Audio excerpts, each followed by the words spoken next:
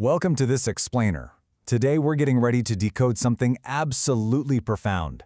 We're talking about a piece of timeless wisdom passed down through generations, hidden right in plain sight.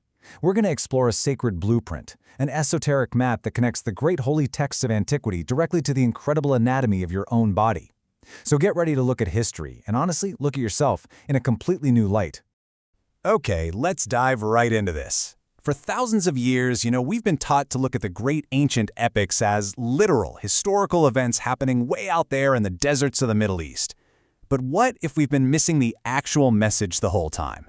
What if these timeless traditions were secretly encoding the ultimate blueprint for human enlightenment?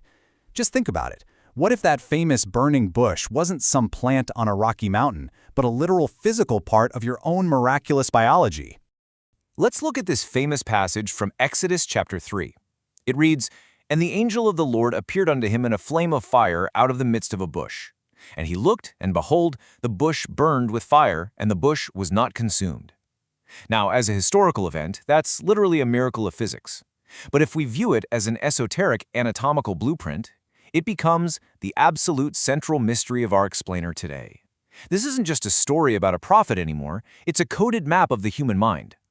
Let's move to Section 1, the mystery of the bush, internal anatomy, and see how this builds. If we're translating this sacred text into human neuroanatomy, we've got to look for the literal bush located inside the human head. And, incredible as it sounds, it is right there. It's called the arbor vitae. In Latin, arbor vitae translates directly to the tree of life. This is the cerebellar white matter, that deep nerve tissue tucked right inside your cerebellum. If you actually look at a cross-section of the human brain, the arbor vitae visually looks exactly like a branching tree or a really dense bush. It's wild. This physical piece of your anatomy perfectly mirrors that ancient biblical imagery. And this brilliantly illustrates the difference between just reading a text on the surface and reading it esoterically. On one hand, you have the literal story, a physical bush on fire that somehow doesn't burn up or turn to ash. But on the other hand, you have the esoteric reality that this timeless wisdom is pointing to. The bush is your arbor vitae. But why is it on fire, and why doesn't it burn up? Because it's not physical combustion. It represents the eternal presence of God. It's the eternal fire of consciousness right there within the human being. Which brings us to Section 2, Anatomy of the Zodiac, Stars in the Mind. Now, what's really interesting about this slide is how the ancient concept of the zodiac man comes into play. In this tradition, the head is directly associated with the sign of Aries, which is a fire sign, symbolized by the ram. Now, look back inside the human brain. Right next to our burning bush, we find a structure called the hippocampus. And get this, it is anatomically shaped exactly like a pair of curved ram's horns, the horns of Aries. So we have the fire sign positioned right at the burning bush. So what does this all mean? What is the fire of the burning bush that Moses actually saw? Well, he saw it within. The fire is that eternal Aries energy.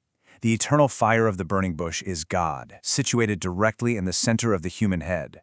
The bush is never consumed because this fire is eternal. It's the divine spark of life itself. Moses' profound encounter with the divine was actually an internal revelation, taking place entirely within the sacred architecture of his own consciousness. Let's shift our focus downward for Section 3, the sacred spinal pathway, Journey to the Mind.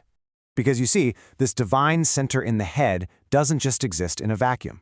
The physical body is designed as a temple to support it.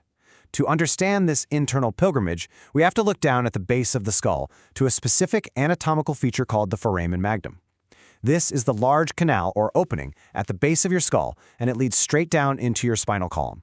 It acts as the sacred doorway between the physical body and the temple of the mind. Through this doorway, an incredible physical and spiritual journey happens. Ancient esoteric teachings talk about a sacred oil, a chrism, or a balm. In modern physical terms, we know this as cerebral spinal fluid. This fluid ascends the spinal column. It enters the skull right through that foramen magnum. And as it moves up into the head, it passes right by the arbor vitae, our burning bush. It's this powerful ascending journey of a physical fluid meeting spiritual enlightenment as it moves up into the high altar of your internal temple. Which brings us to the climax of our explainer. Section 4, the Pineal Temple Awakening, Ultimate Destination. So, the crucial point is, where does this sacred fluid actually go after it passes the burning bush? Sitting right above the arbor vitae is the pineal gland, also known as the third eye. The pineal gland has been recognized as the ancient seat of enlightenment across countless timeless traditions. This is the spot. Inside his own anatomical temple, this is where Moses experienced his revelatory connection with the divine. The burning bush was just the signpost along the way, but the pineal gland, that is the ultimate destination. Now, if you're thinking this is all just a massive coincidence or a one-off metaphor in the Moses story, let's look at another foundational text. In the exact same biblical tradition, Genesis chapter 32, verse 30, gives us this incredible line, "And Jacob called the name of the place Peniel, for I have seen God face to face." Peniel, pineal. The absolute consistency of this esoteric blueprint is just staggering. Jacob didn't travel to some physical town to see God. He ascended into the center of his own mind, directly to his pineal gland, to experience the divine face to face. These ancient teachings aren't just history lessons about old prophets. They are literally handing you the keys to your own biology. The zodiac, the tree of life, the eternal fire, the sacred temple, they are all intricately, beautifully woven into the very fabric of your own brain and spine. So I want to leave you with this final thought to reflect on. If the burning bush, the ultimate revelation, and the very temple of God are located not on some distant rocky mountain, but right within the center of your own mind, how will you tend your eternal fire?